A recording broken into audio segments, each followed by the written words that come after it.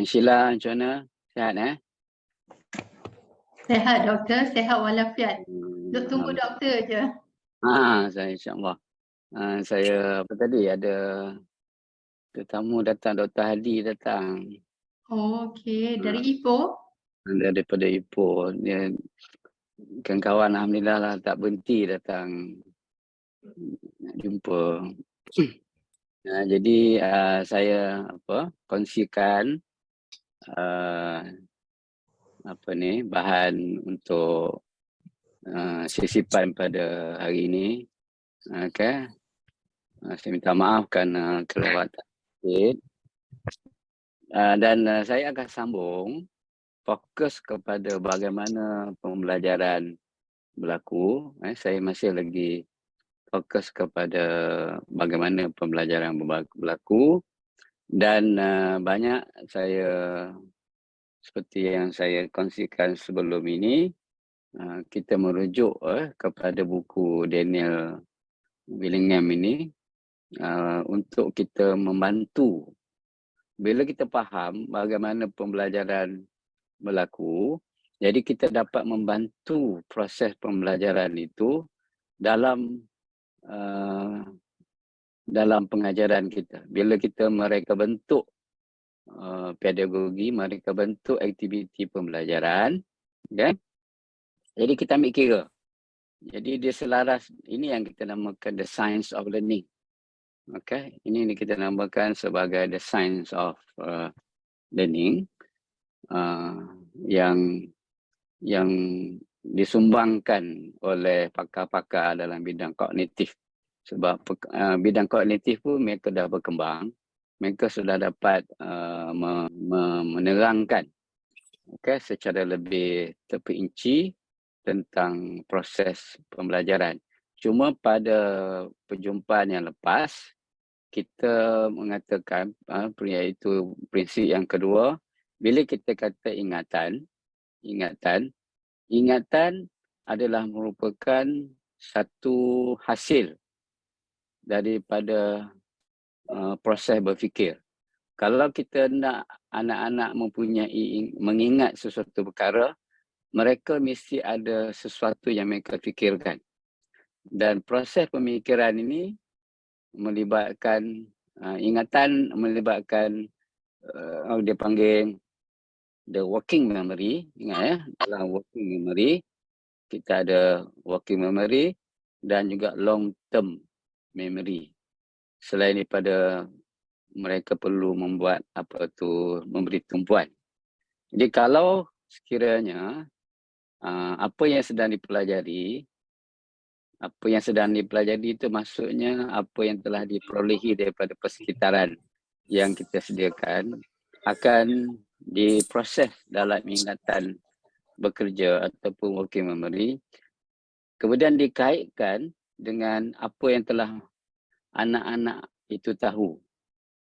Apa yang telah mereka tahu berada ataupun pengetahuan sedia ada berada dalam ingatan jangka panjang.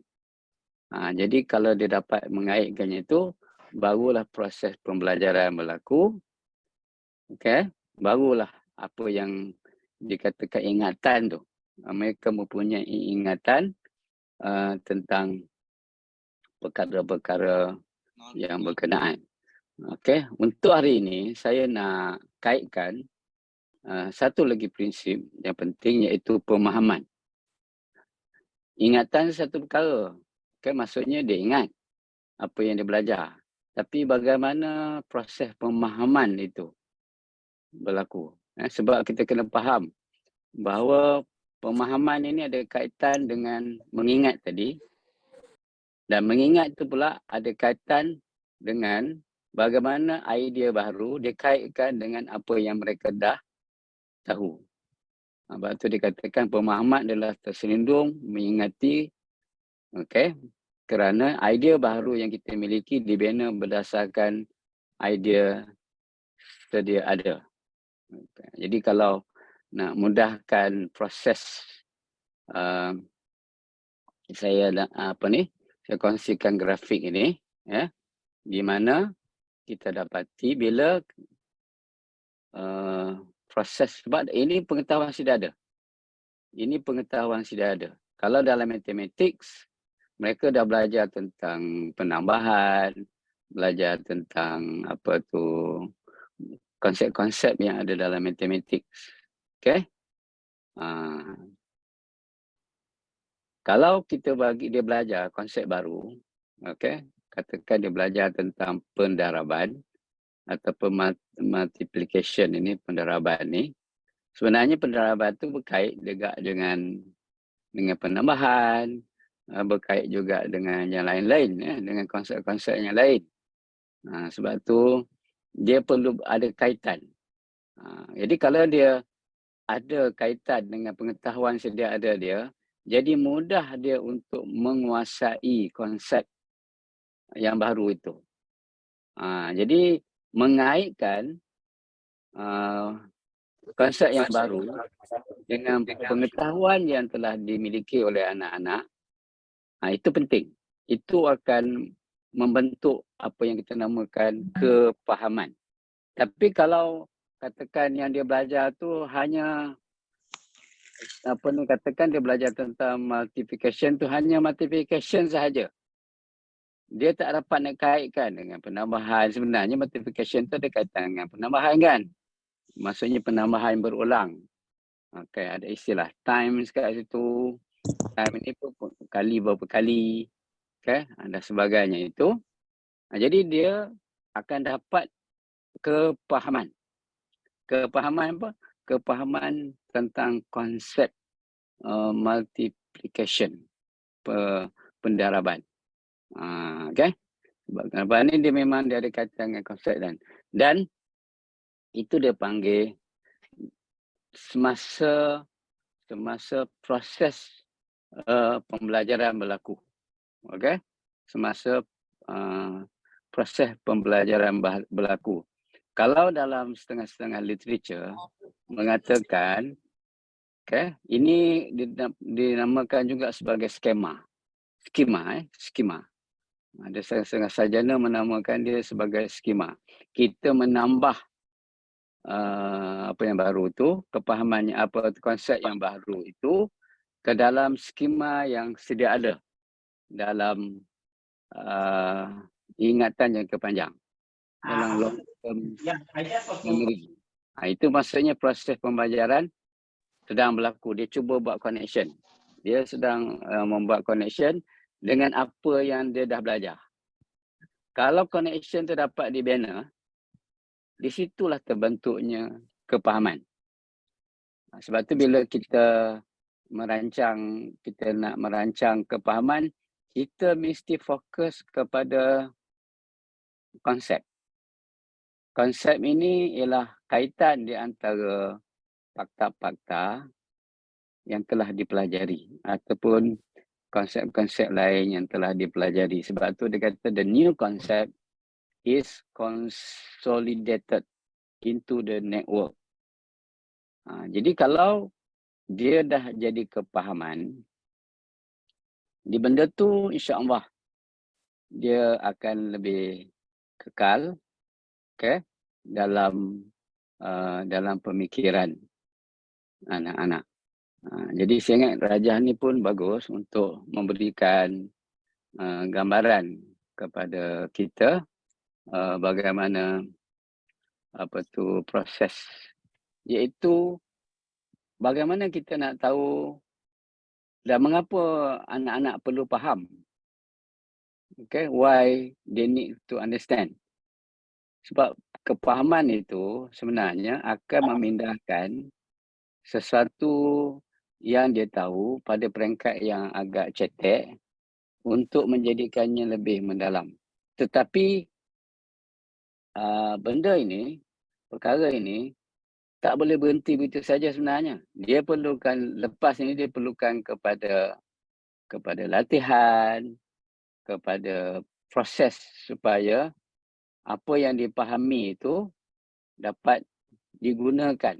Ini bila sampai peringkat penggunaan tu nanti mengaplikasi itu yang kita panggilkan dia sebagai transfer. Ini baru peringkat understanding. ya, dalam apa ni, dalam model yang kami cadangkan ini, pembelajaran tu ada 3 peringkat. Pertama, peringkat acquire. Acquire tu tadilah dia dah mendapatkan maklumat-maklumat baru daripada persekitaran. Kemudian dia kata mini making. Mini making ni maksudnya dia cuba mengaitkan apa yang dia baru belajar tadi itu dengan apa yang dia telah tahu.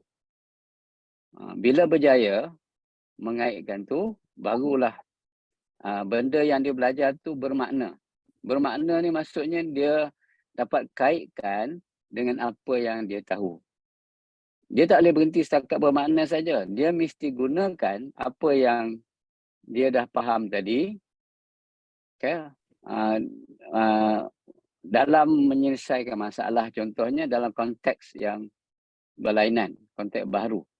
Jadi barulah mantap nanti dia punya kepahaman. Kepahaman tu akan menjadi lebih mendalam. Kalau tidak, kepahaman tu begitu saja dia faham, ya. Tapi kepahaman tu tidak mendalam. Sebab apa?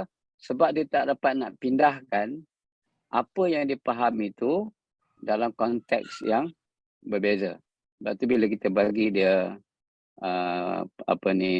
menyelesaikan masalah, kita bagikan dia penyelesaian masalah yang bukan rutin.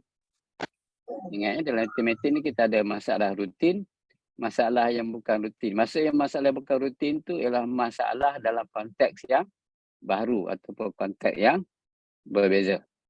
Saya ingat cukuplah untuk apa tu.